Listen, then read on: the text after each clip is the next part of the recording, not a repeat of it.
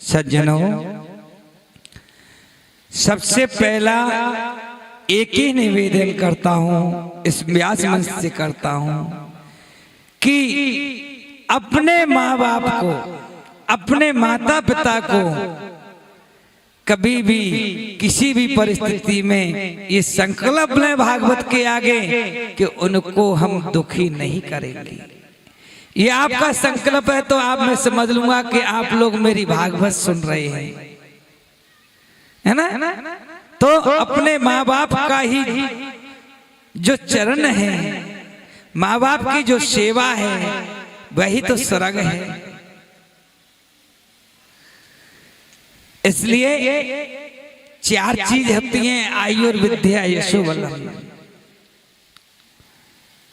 ये नहीं मैं देखता हूं, क्योंकि पंडित कर्म करता हूं, गांव गांव जाता हूं, कितने माँ बापों का आदर हो रहा है ये भी मैं जानता हूं।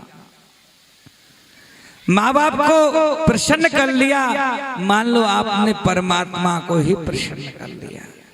और माँ बाप प्रसन्न नहीं हुए तो आप कितने भी तीर्थ करो, कितनी भी कथा सुनो, कोई नहीं प्रभावी होगा।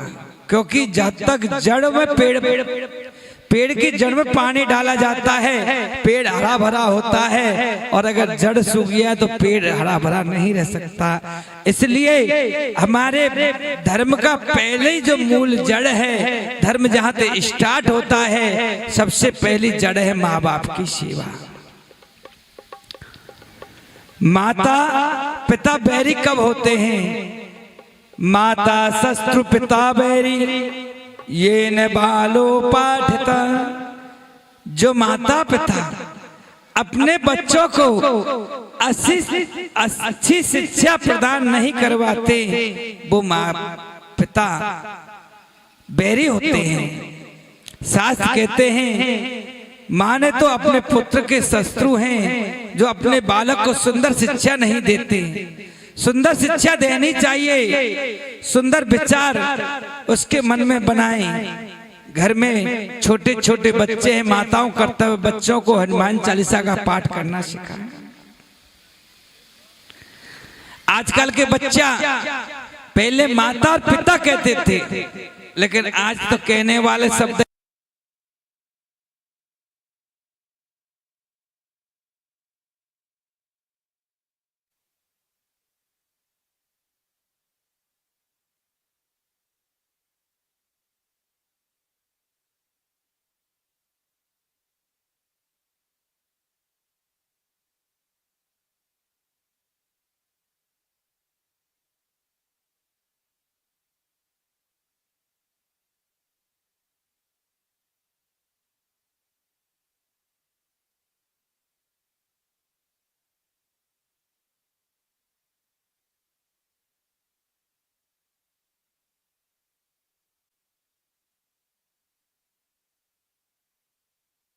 तो मरा हुआ ही होता।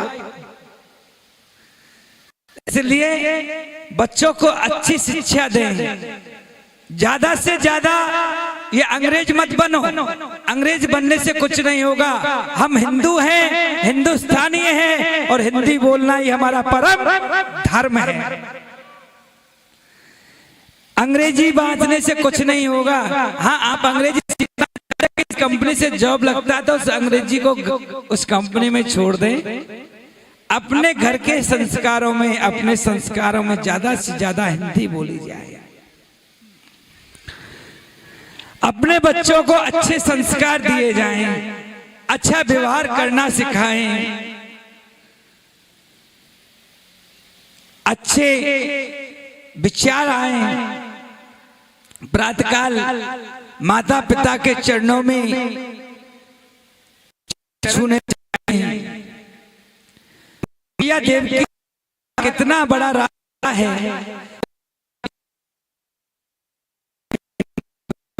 शुक्राष्टानि मूर्खस्य नैनवन्ति कदाचन नमन्ति फलो नो वृक्षा नमन्ति गुणो जना। देखिए जिस वृक्ष में जितने अधिक फल होंगे उतना ही झुकेगा। जो सूखी लकड़ी होती है वो कभी झुकती नहीं है। और हमारे गुरु जी तो एक बात कहते हैं, बेटा जिन वृक्षों ने झुकना सीख लिया वो अंधकारों से नहीं टूटते। जो वृक्ष झुकना सीख लेते हैं वो अंधकारों से नहीं टूटते। तो वास्तव में जो बड़े होते हैं वो विनम्र होते हैं, वो विनयी होते हैं। जो लोग गलती से बड़ों को जो लोग गलती से भी बड़ों को हो जाते हैं ना, उन्हें विनम्रता आए, अपने बड़ापन से दूर रहें।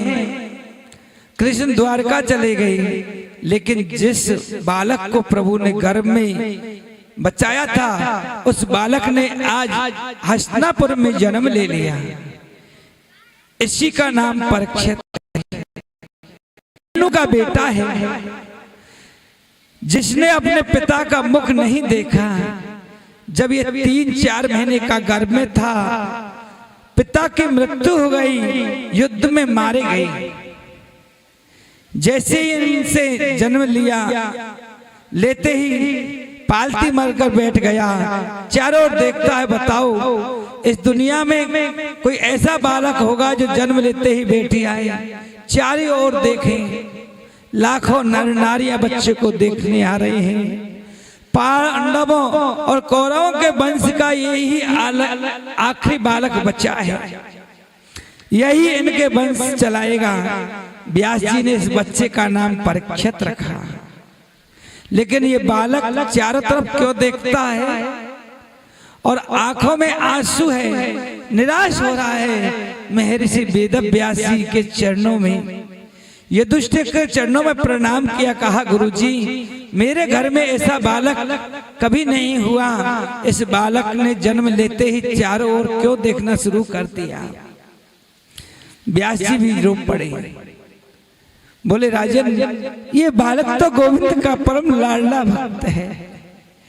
ये बालक सोच रहा है कि जिसने घर में आकर मेरे प्राणों की रक्षा की, जो इस भीड़ में कहां छुप गया, जिस सुदर्शनधारी ने मुझे घर में बचाया, इस भीड़ में कहां है। भगवान को पता चला मेरी बहन सुभद्रा के पोता हुआ है, मेरे गोविंद आशीर्वाद देने के लिए आए। महाराज छोचक कुर्ता टोपी लेकर पधारे।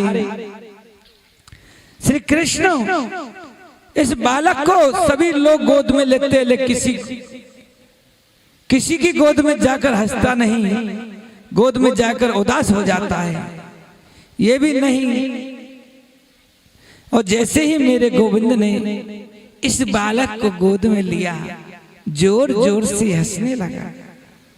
इसी से इसका नाम है परीक्षित। परीक्षित का अर्थ होता है परिरक्षिता इति परीक्षिता, जिसकी रक्षा पर पुरुष ने की हो उसका नाम परीक्षित है। लेकिन अर्जुन जब भगवान कृष्ण के साथ द्वारका चले गई, अर्जुन की आंखों के सामने यदुवंशी मारे गए तो अर्जुन रोते रह गए।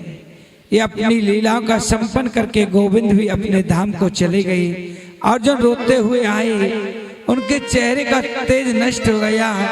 युधिष्ठिर ने कहा द्वारका जाने के बाद तुम्हें कुछ याद नहीं रहता, कृष्ण को प्राप्त करने के बाद तुम सब भूल जाते। बताओ कैसे हो, हमारे मामा जी कैसे हैं, हमारी मामी देवकी कैसे हैं, दाऊ भैया कैसे हैं, और मेरे प्राण वल्लभ कन्हैया कैसे हैं। क्या बात है अर्जुन, तुम्हें द्वारका गए कई महीने बीत गए, तुम्हारा पुत्र जो पौत्र है बालक परीक्षित समझदार हो रहा है, तुम हो कि जवाब भी नहीं देते, तुम्हारे शरीर का तेज नष्ट कैसे हो गया। देखो अर्जुन, व्यक्ति के शरीर का तेज नष्ट होने के 3 कारण हैं। आगम स्त्री से समागम करने से तेज नष्ट हो जाता है। गाय का वध यदि गलती से भी हो जाए तो शरीर का तेज नष्ट हो जाता है, और जिसके बिना रह नहीं सकते, जिससे अत्यंत प्रेम हो और वो बिछट जाए, वो दूर हो जाए, तो उससे भी तेज नष्ट हो जाता है। बताओ इनमें से तीनों में से कौन सा कारण है? वंचितो महाराज हरिणा बंधु रूपिणा ये में पुहरतम तेजो देव विश्वापन महता। भैया जी, जिन श्री कृष्ण के बिना हम एक मिनट भी हमें रहना नहीं सीखा, वही मेरे बंधु, वही मेरे स्वामी, वही मेरे परम गुरुदेव श्री कृष्ण आज हम सबको छोड़ करके चले गए। जिन कृष्ण के आशीर्वाद से बड़े बड़े राजाओं को सन्मुख हमने द्रौपदी जैसी भार्या को प्राप्त किया, जिन कृष्ण के आशीर्वाद से हमने दुर्वासा जैसे ऋषि को क्रोध से अपने आपकी सुरक्षा पाया, जिन कृष्ण के आशीर्वाद से क्रात रूपी होकर आए भगवान शंकर को हमने संतुष्ट कर दिया, आज वही प्राण वल्लभ गोविंद हमको छोड़ करके चले गए। जैसे ही माता कुंती ने सुना कि मेरा गोविंद चला गया, ये समाचार सुनते ही धड़ाम से जमीन पर गिर पड़ी, 1 मिनट में प्राणांत हो गया। जिस प्रकार राजा जनक भगवान राम के बिना जीवित नहीं रहे, उसी प्रकार माता कुंती कन्हैया का समाचार सुनते ही प्राण निकल गए। राम राम कहे राम कहे, राम राम कहे राम राम कह करके दशरथ जी प्राणांत हो गया। वैसे ही पांडवों की माता कुंती का भी प्राणांत हो गया। युधिष्ठिर ने अर्जुन से कहा, अरे पागल, इतने दिनों में तुम आए, और आए तो भी अप्रिय समाचार लेकर के आए। मेरे गोविंद के बिना एक क्षण भी नहीं रह सकता। पांडवों ने मंत्री जी को बुलाया, कृष्ण के वियोग में बड़े दुखित मन से परीक्षित को राजगद्दी पर बैठाया। छोटा सा बालक उसे राजगद्दी दे दी। बोले, कृष्ण के बिना हम इस भूमि पर नहीं रह सकते, परमात्मा के चिंतन के बगैर हमारा समय नहीं निकल सकता।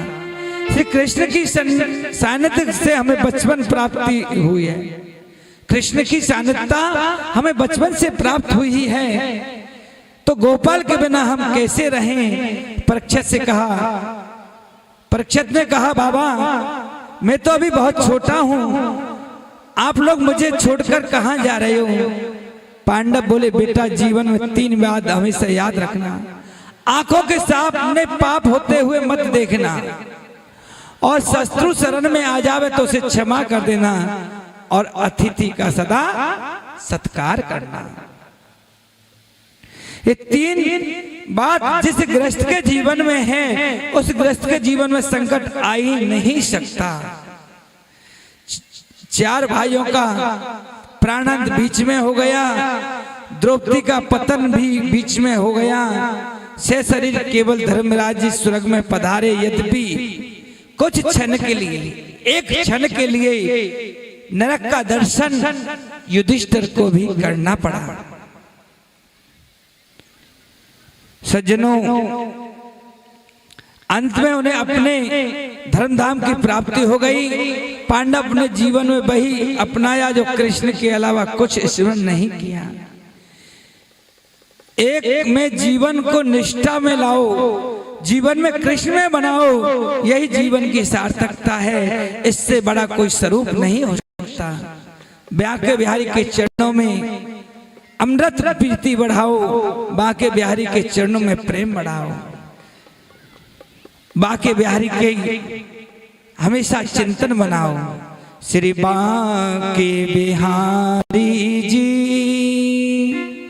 करियो कृपा, मुँह पे करियो दया। हे बांके बिहारी, हे कुंज बिहारी, आप मुझ पर कृपा करो, मेरे जीवन में परिवर्तन लाओ, ऐसा चिंतन हमेशा बनाते रहें। परमात्मा का सबसे बड़ा मंदिर कहाँ है बताओ? मैं आपसे प्रश्न पूछ रहा हूं, परमात्मा का सबसे बड़ा मंदिर कहाँ है? कहाँ है? परमात्मा का सबसे बड़ा मंदिर है विश्वास। जब तक आपको विश्वास नहीं होगा, जब तक आपको हृदय में उसका विश्वास हो गया कि हाँ हमारा परमात्मा है, हमारा बांके बिहारी है, तो बंधु आपको दर्शन भी देगा। और जब तक विश्वास नहीं, इसलिए विश्वास से परमात्मा को हमेशा चिंतन करें। एक भजन सुने और इसके बाद फिर आगे कथा सुनेंगे। बोल बांके बिहारी लाल की जय। जय जय श्री राधे।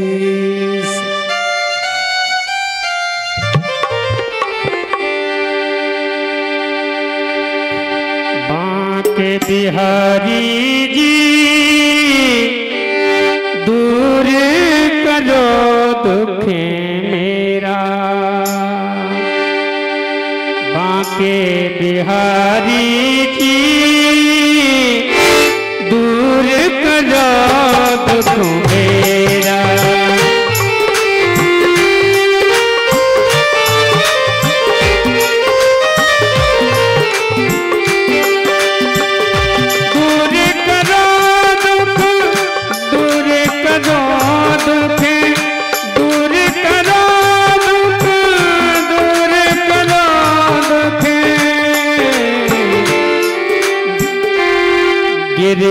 सुना है जो मेरे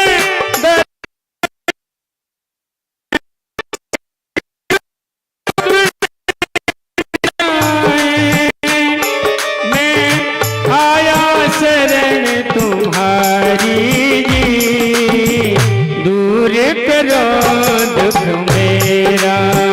बांके बिहारी जी दूर करो दुख मेरा।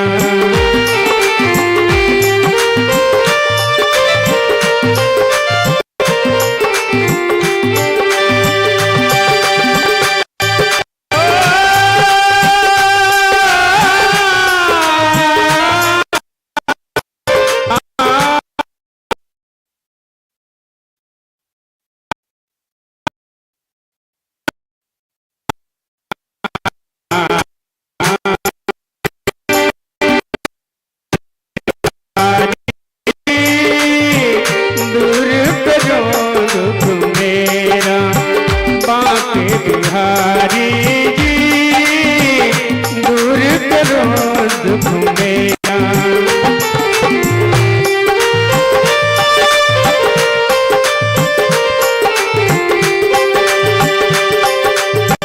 जन्म जन्म मैं हूँ भटका, जन्म जन्म मैं हूँ भटका, बेड़ा आज भंवर में अटका, बेड़ा आज भंवर में अटका, पार करो बनवारी जी, दूर करो दुख मेरा। गिरबधारी दूर करो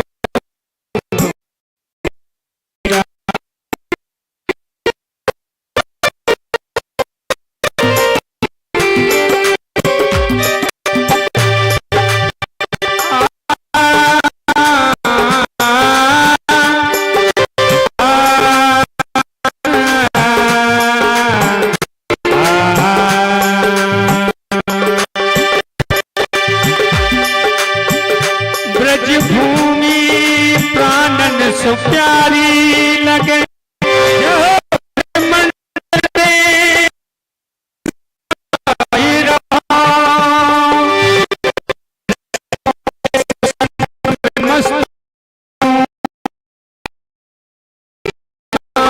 बचाए रहो,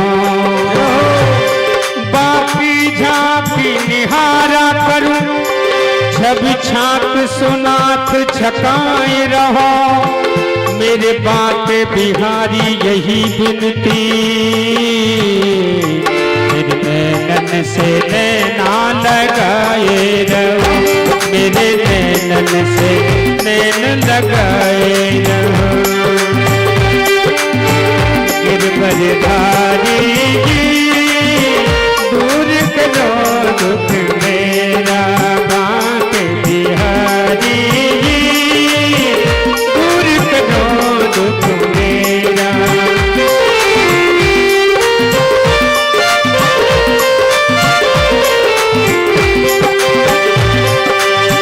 सबरी अहिल्या गणिका नारी, सबरी अहिल्या गणिका नारी, सबही को मैंने पारी उतारी, सबही को मैंने पारी उतारी। अब आई हमारी बारी थी, दूर करो दुख मेरा, गिरवरधारी जी दूर करो दुख मेरा, बात बिहारी जी दूर करो दुख मेरा।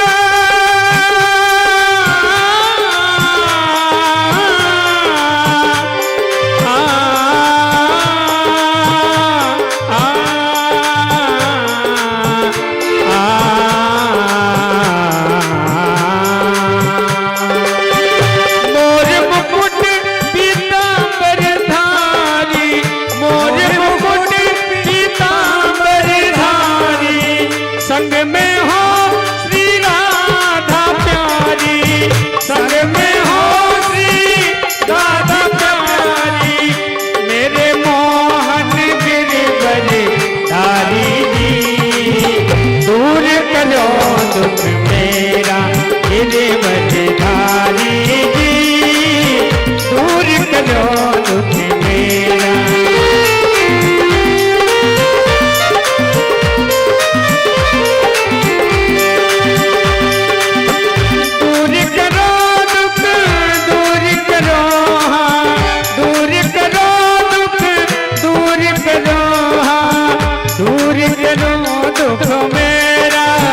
गिरवरधारी जी दूर करो दुख मेरा, बात बिहारी जी दूर करो दुख मेरा, दूर करो दुख मेरा, दूर करो दुख मेरा। बोल बाकी बिहारी लाल की जय जय श्री राधे श्याम। सज्जनों, आज शनै शनै परीक्षित जी महाराज बड़े हो रहे हैं। छोटे से बच्चे को राज मिल गया, मंत्रियों की सहायता से राज चल रहा है। महाराज एक दिन परीक्षित जी महाराज कैसे राजा हैं, अपना भेष बदल करके संतों के आश्रमों पर जाते हैं, वहां अपने हाथों से झाड़ू लगाते हैं, अपने हाथों से पोछा लगाते हैं, मंदिरों में जाते हैं, मंदिरों की सफाई करते हैं। महाराज संत ब्राह्मणों की बहुत सेवा करते हैं। एक दिन उन्होंने सोचा कि देखते हैं कि हमारी प्रजा में कोई दुखी तो नहीं है। तो महाराज अपने राज्य में भ्रमण के लिए निकल पड़े। क्या देखा कि रास्ते में जा रहे हैं, एक काला काला पुरुष हाथ में दंड लिए हुए और एक गैया को, एक बैल को ताड़ना दे रहा है। महाराज बैल 3 पेड़ों से लंगड़ा है, आंखों से अश्रुधारा बह रही है। उन्हें देख करके परीक्षित ने कहा, ए दुष्ट, क्या पांडव लोग इस धराधाम को छोड़कर के चले गए तो तुझे कोई भय नहीं है? मैं भी पांडवों का वंशज हूं और तुझे छोड़ नहीं सकता। तुरंत महाराज अपना धनुष उठा लिया और देने लगा। तो बोला, कौन है तू? और ये गैया और ये बैल, इनको क्यों ताड़ना देख रहा? मुझे लगता है कि बैल के रूप में साक्षात ये धर्म है, ये गैया के रूप में साक्षात माता पृथ्वी है, और फिर तो इनको कष्ट दे रहा है। कौन है? बोले, महाराज मेरा नाम कलयुग है। कलयुग है तो फिर इनको आप क्यों परेशान कर रहे हो? तू मुझसे जीवित नहीं रहेगा। और जैसे धनुष्वान उठाया तो कलयुग ने समझ लिया कि मुझे समाप्त कर देगा, तो कलयुग चरणों में गिर गया। त्राहिमाम त्राहिमाम। अब जो पांडव जो सूक्ति बता गए कि दुश्मन भी अगर शरणागत हो जाए तो उसे क्षमा कर देना चाहिए, आज परीक्षित जी ने उसे क्षमा कर दिया। बोले, मेरे राज से निकल जाओ, मुझे दिखना नहीं चाहिए। बोले, भगवान मैं आपके राज से कहाँ निकल के जाऊं, मेरा समय है, और फिर जहां देखूं वहां आपका ही तो राज्य है। कोई ऐसी जगह बता दो जहां मैं रह लूंगा। तो 4 जगह परीक्षित ने कलयुग को रहने के लिए दी। धूतम पानम स्त्रिय सूना यत्रा धर्म चतुर्विध। धूतम पानम स्त्रिया सूना, जहां जुआ खेला जाता हो वहां कलयुग का वास है। जहां मद्रा पान की जाती हो, जहां वारणी देवी पी जाती हो, वहां कलयुग का वास है। दूतम पानम स्त्री सुना, जहां पराई स्त्री का समागम किया जाता हो वहां कलयुग का वास है। और दूतम पानम स्त्री सुना, और जहां हिंसा होती हो, जहां हत्या होती हो, वहां कलयुग का वास है। कलयुग ने कहा, प्रभु आपने जगह दी लेकिन चारों जगह अच्छी नहीं। अरे घर में चलो पूरा अच्छा नहीं है, एक सुंदर सा कमरा हो उसी में टाइम पास होगा, कोई अच्छी सी जगह दे दो ना। तो परीक्षित जी महाराज ने कहा कि हे कलयुग का भाषा सोने में भी होगा। सज्जनों, एक और गीता में कह रहे हैं कि धातुओं में सोना मैं हूं। मेरे गोविंद कहते धातुओं में सोना मैं हूं, और भागवत जी कह रही है कि सोने में कलयुग का वासा है। क्या अंतर है? जो 20 गुण की कमाई से, जो अपने सत्ता की कमाई से जो सोना इकट्ठा किया जाता है, उसमें मेरे गोविंद का वासा है। जो छल से, जो कपट से, जो बेईमानी से, जो अन्याय से, जो पैसे इकट्ठा करके जो सोना खरीदा जाता है, उसमें कलयुग का वास है। कलयुग का 5वां वास सोने में मिल गया, और पहला परीक्षण परीक्षित पे ही कर दिया। आज परीक्षित अपने खजाने को खुला, और खजाने में सबसे सुंदर मुकुट था राजा जरासंध का, और जरासंध के अन्यायी राजा था, और उस मुकुट को धारण करके और जंगल में चले गए। सज्जनों, जब जंगल से वापस लौट रहे थे तो राजा को प्यास लगने लगी। तो महाराज वहां पर शमीक ऋषि का एक आश्रम दिखाई दिया। शमीक ऋषि के आश्रम को देखकर कहा, महाराज जी कोई है? ओ महाराज जी। लेकिन शमीक ऋषि समाधिस्थ थे। हाँ पता है राजा आया है, कुछ सेवा करनी पड़ेगी। अच्छा पाखंड लीला दिखा रहा है, अभी दिखाता हूँ। और इतने में राजा को एक मरा हुआ सर्प दिखाई दिया, अपने बाण से उठाया और समीक ऋषि के गले में डाल दिया और चला आया। इधर समीक ऋषि के शिष्यों ने जाकर के उनके पुत्र श्रृंगी ऋषि से कहा, हे श्रृंगी आप खेल रहे हो, एक राजा आकर के आपके पिता के गले में मरा हुआ सर्प डाल गया है। महाराज तुरंत समीक ऋषि को क्रोध आया, होठ फरफराने लगे, लाल लाल नेत्र हो गए। तुरंत गंगा जल में उतरा और गंगा जल का आचमन करके और हाथ पर संकल्प लेकर के कहा कि जिस राजा ने मेरे पिता के गले में मरा हुआ सर्प लटकाया है, उसे श्राप देता हूँ, 7वें दिन वही सर्प तक्षक बनकर के उसे डस लेगा। महाराज परीक्षित जी आए और परीक्षित जी ने वो मुकुट को उतारा, तुरंत बुद्धि बदल गई। अरे राम राम, आज मैंने ऐसा कैसा घिनौना कर्म कर दिया, ऐसा कैसे निकृष्ट कर्म कर दिया। मैंने एक संत का अपमान कर दिया, एक ऋषि का अपमान कर दिया। अरे राम, अब क्या करना चाहिए? अब मुझे इस धरती पर रहने का अधिकार नहीं है। इधर महाराज समीक ऋषि ने एक शिष्य को बुलाया, एक ब्रह्मचारी को बुलाया और कहा, राजा परीक्षित से कह दो वो अपनी मुक्ति का उपाय ढूंढ ले, उन्हें 7वें दिन तक्षक नाग डस लेगा, तक्षक के डसने से उसकी मृत्यु हो जाएगी। महाराज ब्रह्मचारी आया और आकर के राजा के द्वारपाल से कहा कि हमें राजा से अति शीघ्र मिलना है।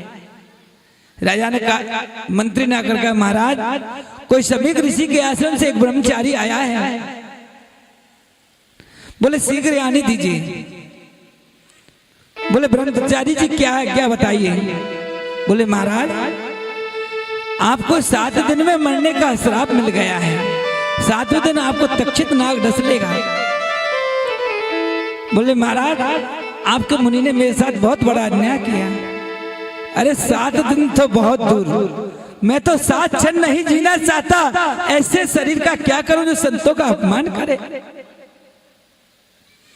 मैं तो 7 क्षण जीना नहीं चाहता, ये क्या किया ऋषि ने, मुझे 7 दिन रहने का अवसर और दे दिया। महाराज ब्रह्मचारी जी कहकर के चले गए। तुरंत राजा परीक्षित ने पूरा राजभार अपने पुत्र जन्मेजय को देकर के और गंगा के किनारे पहुंच गई। गंगा के किनारे जाकर के संतों को मंडली आ रही है, सबसे पूछ रहे हैं कि जल्दी मरने वाले का क्या उपाय है, उसे मुक्ति मिल जाए। कोई कहता है महाराज सुंदरकांड करने लग जाओ, कोई कहता है महाराज विष्णु सहस्त्र नाम पढ़ने लग जाओ, कोई कहता है महामृत्युंजय करवाओ महाराज, कोई कहता है दुर्गा की सरस्वती करवाओ। सबको ही उपाय बता रहे हैं, लेकिन परीक्षित जी के मन को संतुष्टि नहीं मिल रही है। सज्जनों, आज रानी ने कहा हस्तिनापुर इंद्रप्रस्थ दोनों नगरियां आज जन्मेजय की नगरी हो गई हैं और परीक्षित जी सबसे प्रश्न पूछ रहे हैं। इतने में महाराज जिसके शरीर पर केवल 4 अंगुल कपड़े की कोपनी पहन रखी है, जो गांवों में आ जाए तो बच्चे पीछे पड़ जाए, नंगा बाबा आ गया, नंगा बाबा आ गया। सुखदेव जी महाराज ऐसे हैं कि एक द्वार 2 द्वार से भिक्षा लेते हैं और भिक्षाओं के लिए इतना समय लेते हैं कि एक गैया का दोहन काल हो, इसमें किसी ने दे दिया तो भला, नहीं दिया तो भला। महाराज ऐसे परम तशस्वी परम प्रिय आज सुखदेव जी महाराज राजा परीक्षित की सभा में पढ़ा रही और राजा परीक्षित ने सुखदेव जी का पूजन किया और तुरंत प्रश्न भी किया, आज स्वागत किया है। हरि की कथा सुनाने वाले, अरे हरि की कथा सुनाने वाले तुमको लाखों प्रणाम, तुमको लाखों प्रणाम। की कथा सुनाने वाले तुमको लाखों प्रणाम, हरि की कथा सुनाने वाले तुमको लाखों प्रणाम।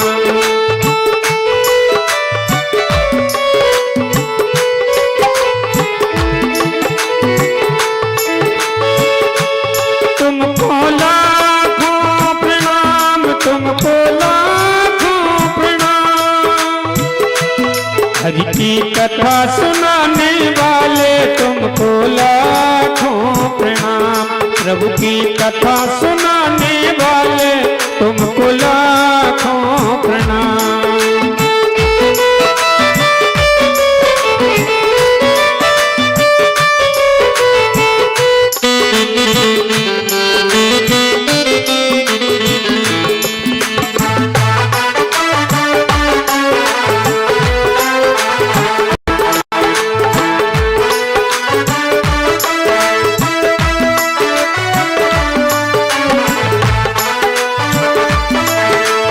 डोल रहे थे वन में, हम खो गए थे जंगल में। हम डोल रहे थे वन में, हम खो गए थे जंगल में।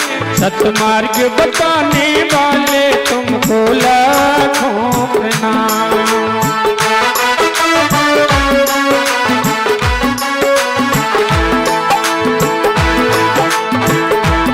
तुमको लाखों प्रणाम, तुमको लाखों प्रणाम, तुमको लाखों प्रणाम, तुमको लाखों प्रणाम।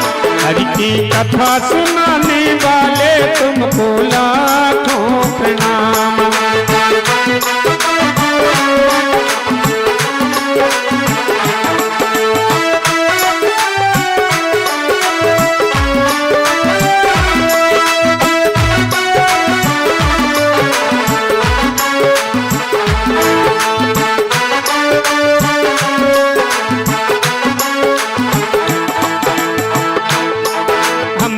करके विष प्याला जा रहे थे यम के गाला। हम ले करके विष प्याला जा रहे थे यम के गाला। हमको सुधा पिलाने वाले तुमको लाखों प्रणाम। हमको सुधा पिलाने वाले तुमको लाखों प्रणाम। तुमको लाखों प्रणाम, तुमको लाखों प्रणाम। प्रभु की कथा सुनाने वाले तुमको लाखों प्रणाम। हरि की कथा सुनाने वाले तुमको लाखों प्रणाम।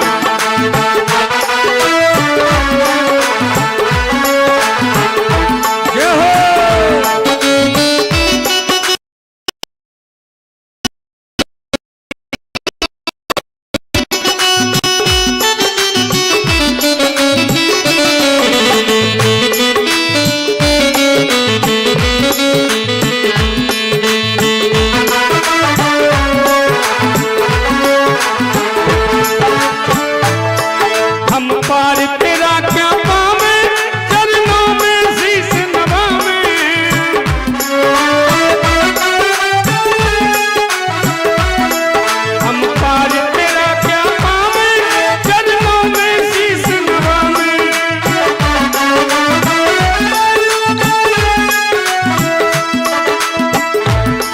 पर प्रेम लुटाने वाले तुमको लाखों प्रणाम। हम पर प्रेम लुटाने वाले तुमको लाखों प्रणाम।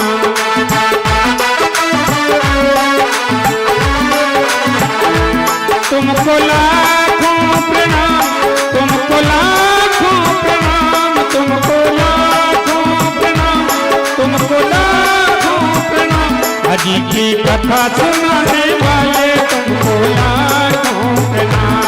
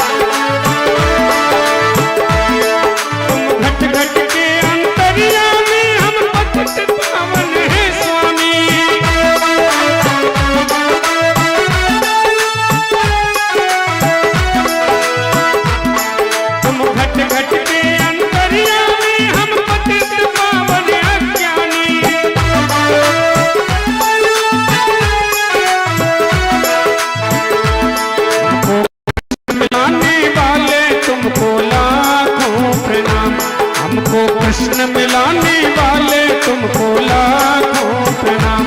तुमको लाखों प्रणाम, तुमको लाखों प्रणाम, तुमको लाखों प्रणाम। हरि की कथा सुनाने वाले तुमको लाखों प्रणाम। प्रभु की कथा सुनाने वाले तुमको लाखों प्रणाम।